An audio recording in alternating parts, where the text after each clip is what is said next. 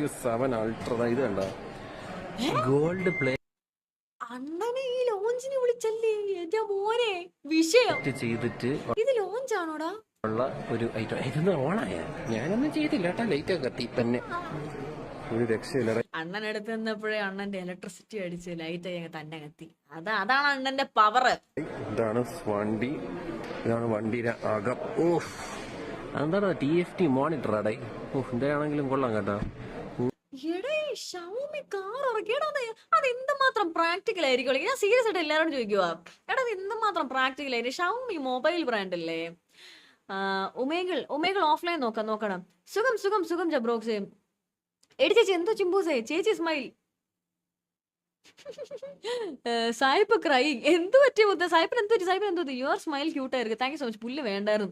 എടാ സീരിയസ് ആയിട്ട് ചോദിച്ചോട്ടെ, ഈ ഷവോമി എന്ന് പറയുന്ന ഒരു